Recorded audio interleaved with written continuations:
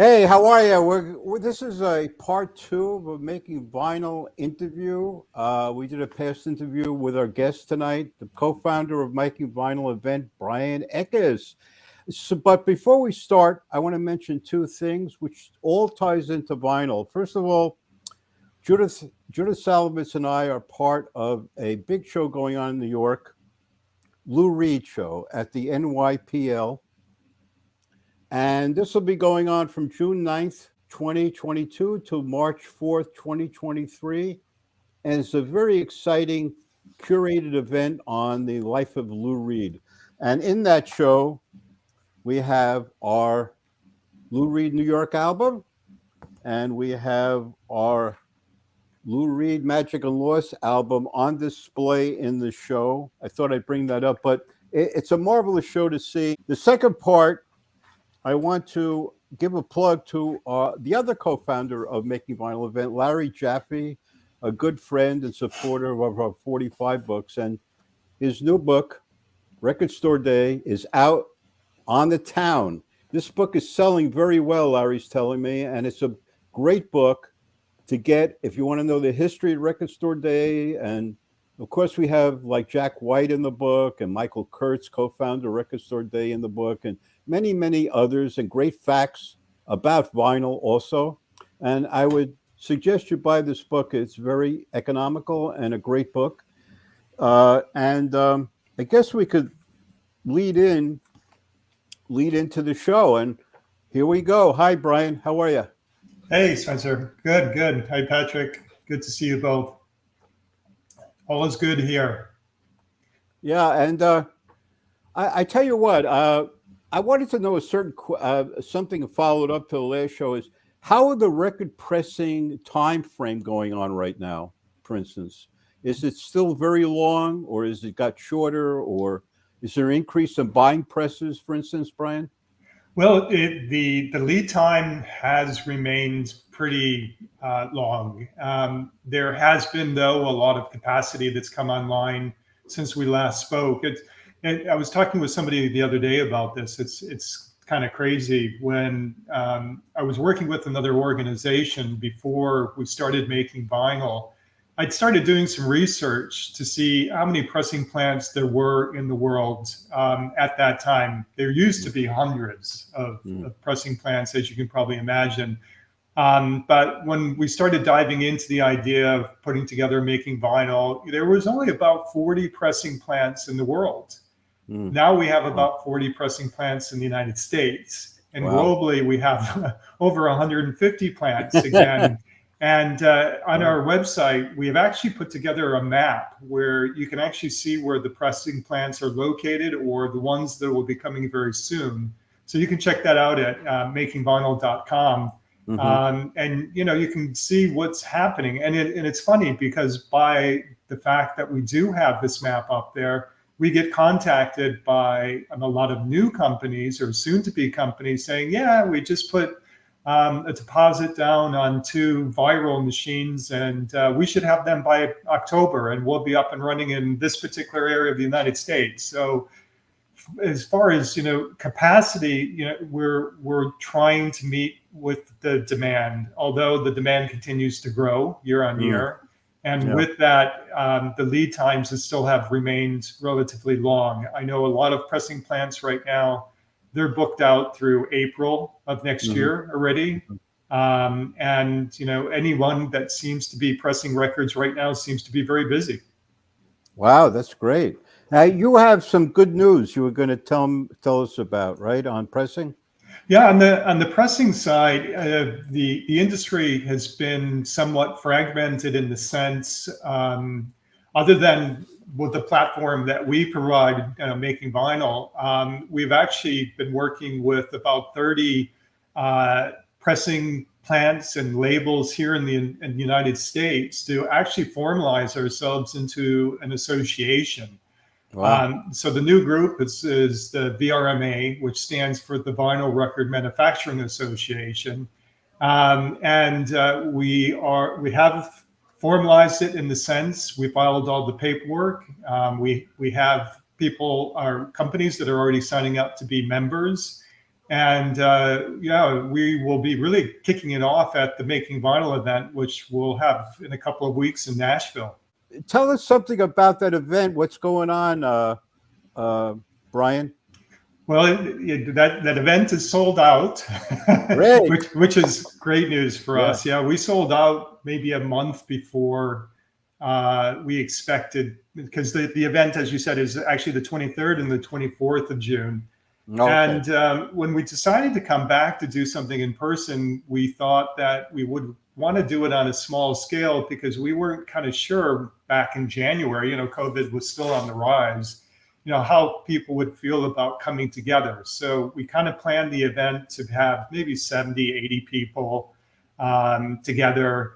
And just by the fact that, things have gotten better in regards to COVID, and people have this pent up demand that they want to be together physically now.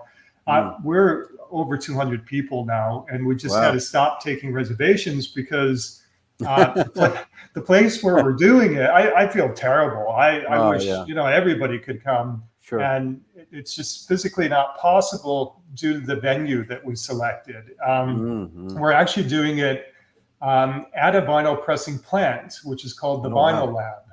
And it's a boutique pressing plant. They have one machine. Their future expansion is to go to 2, and that's it. But they're really very focused on working with the local labels and talent in Nashville. And connected to their plant, they have this small entertainment space. I say small, it holds 600 people if it was like a concert setting. But yeah, we're pushing the envelope with 200 people now wanting to attend. And my co-founder, Larry Jaffe, he's put together a stellar program. So, we're starting off talking about, what's happening in Nashville, getting into the numbers of the industry, and just kind of taking it from there. And one of our special keynote speakers is T-Bone as well. So wow. Yeah, he's agreed to come, and he's going to close the event on the second day. Yeah, and our friend Jack White's down there, right, with his record company. Yeah. It's kind of funny because we really hoped that he would show up, because without him, of course, we wouldn't be where we are today. And with everything Jack does in regards to push the industry to new levels. So we have checked his calendar. We have noticed that he's not touring that week. So maybe he'll feel, we'll say, compelled to come see us, since we're going to be in his backyard. Yeah, and I want to also mention to people that besides this other part of the vinyl area, there's also packaging awards, which Judith and I judge every year, which we're very honored to. And I picked out some pieces which will be shown of the last awards. And Bryan, tell us a little about this packaging award, because the entries are amazing, packaging's amazing, and this is high-end stuff. This is like almost like the early 1970s die-cut high-end packaging in areas, and there's a lot of entries like this, right? Definitely, yeah. We every year continue to grow with the packaging awards, and as you mentioned, the entries are more and more elaborate every year as well. We have 16 different categories that different artists or labels can submit under, and we even have one, that they said it couldn't be done. And when you get into one of those type of categories, some of the stuff that some of these people send is just absolutely amazing. But we have great judges like you internationally, and everybody votes in the first round of judging. Well, during COVID, everything was virtually, where we did everything online, and it was hard to pick the winners. But we appreciate everything you and Judith do to support us with that. I mean, I judge the Grammys periodically packaging, and it's like you get down to the final 10, it's really a trip. I mean, you get down to the final. First of all, you get in the Grammys, you go to the first 25, and then you go down there. You keep cutting and cutting. But you get to the next 10, it's really difficult. And then by the time you get to 5, wow, you know what I mean? It's like very hard to pick. And this vinyl event, every year, there's much, like you're saying, much better packaging coming in. And not only that, but you get areas like the record, the design on the record, besides the actual package itself. So you're getting full treatment on design, you know. And I also like the idea, which I did an interview on, is that there's no rules to design. Like a lot of the old days, you had to have a copyright line here. You had a certain structures to name certain places. It's not like that anymore. It's like you can do a record label without any copy on it, just artwork like we did on our last vinyl.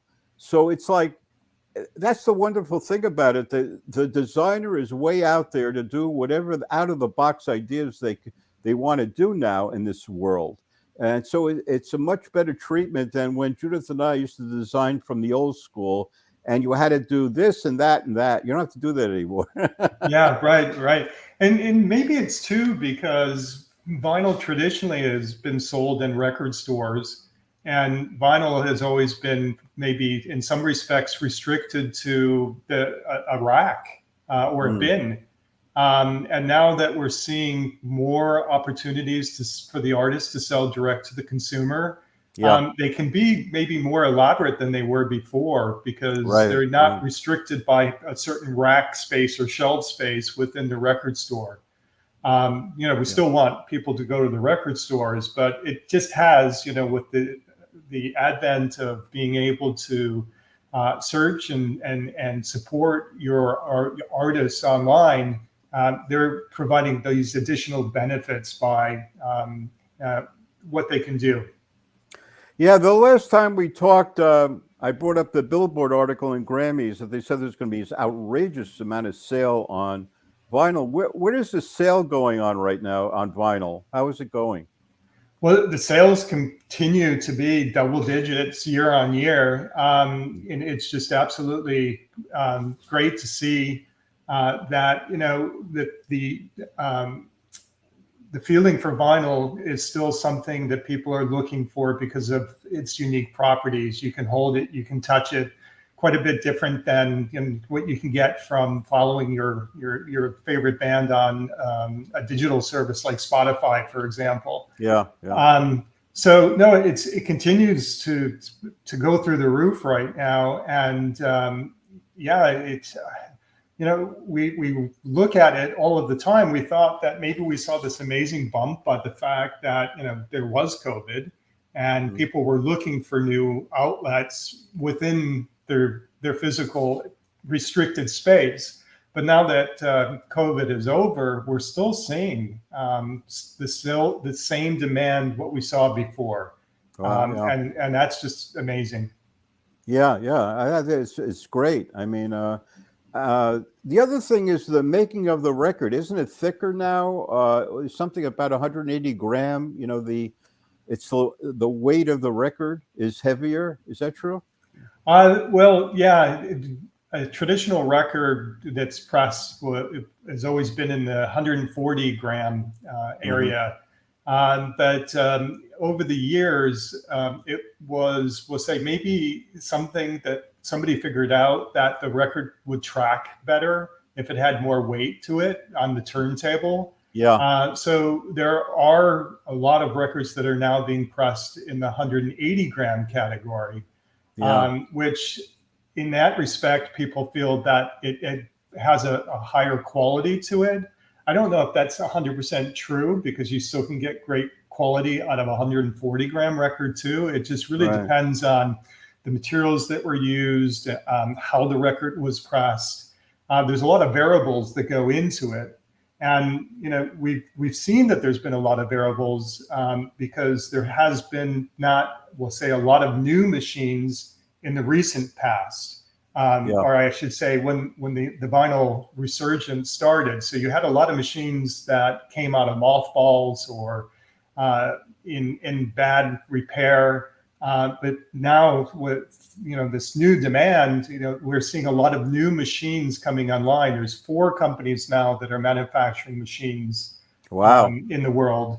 And with that, you're seeing tighter specifications. You're seeing just better pressed records because these machines are newer Hmm. that are going online. So there's more That's consistency. interesting. Wow. I didn't know. That's interesting. That's good for people to know about too. And tell us the tie-in with Record Store Day, which Larry brings out in the book. I mean, uh, there was such a big buildup of record stores getting together, and all part of the vinyl scene. Tell us a little about Record Store Day, Brian. Yeah, well, Record Store Day in the past has been one of our partners. We went to them when we had the idea of doing our first event, and we reached out to Michael Kurtz, Hmm. and we had a conversation with him about the idea of bringing the community together, and that kind of really, I think, touched one of the something with him internally, because his idea, of course, is bringing people together within the stores. So by us trying to bring the upstream community together, I think that just kind of intensified the relationship between manufacturing and retail. Yeah. We wish we would have more retailers attend our events, but it's hard for them to get away because a lot of stores are run independently, and it could be a mom and pop type of setup. So for them to get away is difficult, as you can imagine sometimes. Yeah. But yeah, we really commend everything that they're doing, and without them, of course, we wouldn't be doing as well on our end either. Well, the big thing, of course, everybody asks me, what is it about vinyl? And I always say one word: sound, right? Sound. I mean, that's the thing that differentiates it from the other platforms, I believe, Is that, what I'm saying, Brian? Yeah, the sound is a big part of it. It's a lot different to listening to something digitally. Of course, it does depend on your system as well that you're playing it back on. There are some very entry level systems that may not sound as nice, of course, as the real high end Hmm. components. But I don't knock the lower end playback devices, because it gives you the opportunity to feel a unique experience. And that's probably the biggest thing about vinyl. If you're outside cutting the lawn, you can't listen to a vinyl, right? Right. If you're washing dishes, you can't really listen to a vinyl. A vinyl is something that's about 22 to 24 minutes per side, and it's something that you got to be around to be able to flip it over. So you're confined to, we'll say, enjoy it in a different way, and I think that's what makes it really very different. And with Hmm. a lot of, we'll say, new people that have been coming in and buying vinyl, um, they've never had this kind of physical experience before, and Right. with that, Right. they they can hold it, they can feel it. It's very tactile, of course. They can read the liner notes. They can really get into what the artist really intended to convey. Yeah, I got excited the fact that musicians, when I would go to their performances, would always have vinyl on the table with their CD. That the musicians today see the quality line of sound, that young or old, they're all saying it. That excites me as a music designer or in the music area to know that they have this sense, smart sense of what it really what makes it up. You know what I'm saying? And Yeah. that's very important. And I think that's just going to increase. It doesn't go. It doesn't go the other way. It goes increases. Right. Well, and artists can see, especially new bands, can see the actual potential of doing something in the physical manner. So with vinyl, there is a higher profit margin in being in selling it to their fans, Mm-hmm. as in comparison to a digital download where they might be seeing a tenth of a cent every few streams. It's hard to make money on a digital side unless you're Taylor Swift or one of those other large artists that just have these Right. huge followings. But Right. for more of, we'll say, a local band, they can see the benefits in pressing in vinyl, because from the financial point of view, they can see that every one that they sell is a higher profit for them to keep them going. Yeah, I mean, I'm an LP and a 45 collector, especially 45s. I don't know why. I just love 45s. It's the format of size that just starts with your eye to accept, saying, hey, that's a good size. And what I find is there's so much 45 sleeves out there. I mean, just to collect for overseas and here. So compare it. I think 45s have as much popularity as the 12-inch, right, Brian? Oh yeah, definitely. And we have to remember too, there's a large community, DJ community, that's out Right, there as right, well. right. And I think they prefer carrying the 45s because they're lighter weight. Yeah, yeah, right. Which is, maybe something I can bring up here too, is that we're actually doing what we call a Making Vinyl DJ event. Oh, wow, great. Yeah, and this is really, something new that we're rolling out this October. I think it's 23rd and 24th Wow. in Washington, D.C. Oh, wow. And this particular event Great idea. is primarily focused to the DJ community, to introduce the aspect of those that like to do their shows with physical media, and particularly vinyl. So we're in the midst of organizing it right now. It'll be at the Eaton Hotel, which is planning to do some great stuff with us. And we're also doing it with the DC Record Fair. So there'll be a consumer-facing component to it as well, where we'll have our first record fair connected to a Making Vinyl event.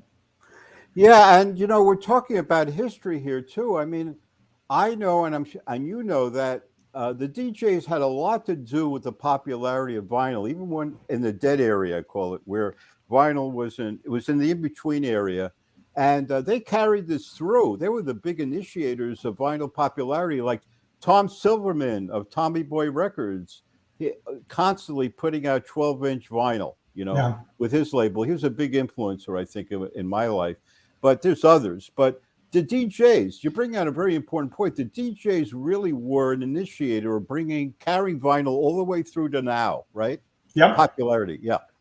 Yeah. Oh yeah, and yeah, they continue to be the catalyst behind, we'll say, the vinyl resurgence. And we have to recognize that that they contribute so much to what we do. And I think that's one of the reasons why we want to do this event, is because not only do we want to be able to honor what they've done in keeping the format alive, but we want to get new people interested in it as well. So by bringing this first event together, and we're doing it also with a group that has been in vinyl DJ for many years, which is called Stokio. Chuck Ono and his team out in Los Angeles and in Tokyo. Having them on board also is just going to really make this very strong. And we have a conference director that's going to be supporting us as well. His name's Mitch Anderson. He's a DJ also, and we have Women in Vinyl that's involved also with us. That's great. So yeah, it's going to be a really cool event. So if you are in the DC area, you will have plenty of space for that event, because as I mentioned, it'll be at the Eaton Hotel, and they're very music focused hotel as well. And they've really have been very great to us, and providing us a lot of space where we can hold this particular event at. Going back to the event in Nashville, do you have a certain program you're going to be doing there, with panels, or is it going to be just a talk thing, or how is it formatted?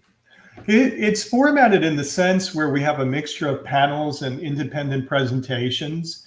Since we were very limited on the number originally of people that we could actually have participate in the event, I was really kind of forcing Larry to be creative with the program, with not too many panelists in a session. because if we were to have, well, we have 40 speakers right now. Wow. And yeah, if we had 40 speakers, that would have been, we could only have 30 attendees. So I was really squeezing them, saying, come on, we really got to, cut this down. But it is a mixture of panel sessions and individual presentations, as I said. And we cover everything from raw materials to final distribution, and also, of course, all of the challenges in between that we've been facing with supply chain. This is not an industry that has not been touched with supply chain issues, from trying to get the PVC to recently trying to get paper. Paper has been very difficult, and papers are very important in the distribution of vinyl records. And even the center, with the paper situation, even we've had a shortage just trying sometimes to get the center labels. Wow. So it's one thing to another thing, and of course, transportation costs have been a big issue with us as well. But yeah, so we're talking a lot about all of these different aspects. And so we've got the 23rd, which we start at 9 o'clock in the morning and we go to 6 o'clock at night. And then the 24th is a half day. And we're also going to be layering in tours, not only to the vinyl lab, so that those people that are attending can actually see records physically being pressed. But we're also working with Welcome to 1979, which is a very famous cutting and plating plant in the Nashville area. It's about 10, 15 minutes away by car, but we're going to be setting up so people can go and see how vinyl records are cut and how they're plated afterwards. Yeah, when we did our last album, it was pressed and packaged in Germany. Okay. And I'm wondering, tell us about the difference of overseas and here. Is there a big difference of scheduling, or is it what you say is still being held up? Is there a different, you know what I'm saying? Well, there are a lot of big plants that are in Europe. There's at least 3 big plants in Germany. The Czech Republic is probably one of the largest plants in the world. Oh, really? Wow. Where that's GZ, or as they call it over there, GZ. But with now, what we're seeing is that with all of the transportation issues and the freight costs, we're seeing these plants now partnering with other plants here in the United States. Oh, really? Yeah. Wow. So for example, Memphis Record Pressing is a sister company of GZ.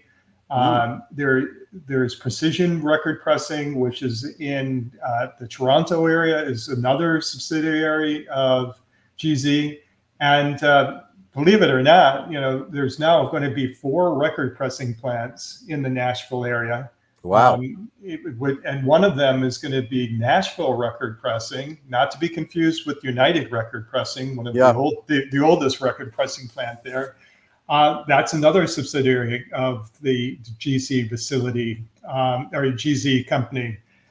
So yeah, we're just seeing now that there's the need for local manufacturing, and I'm always an advocate for that anyways, where we'd like to see more things done locally, and the quality is, of course, I would say the same, or if not better, because it's made here. Yeah, I Judith and I designed a Nashville Artist album, and we went to United, and they were really good. I mean, they had, first of all, we must have lucked out. It was a couple of years ago, so they had a shorter schedule. The press proofs are beautiful on a one-shot. I mean, usually as a designer or art director, we've been both, you always look at the press proof, and you're always keyed to the red.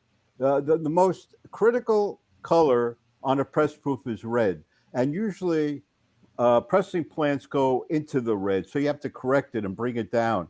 But this pressing plant was right on. I mean, I couldn't believe this. There was no corrections on the press proof, Bryan, which I very rarely had when I did a press proof. Yeah, they're a great company.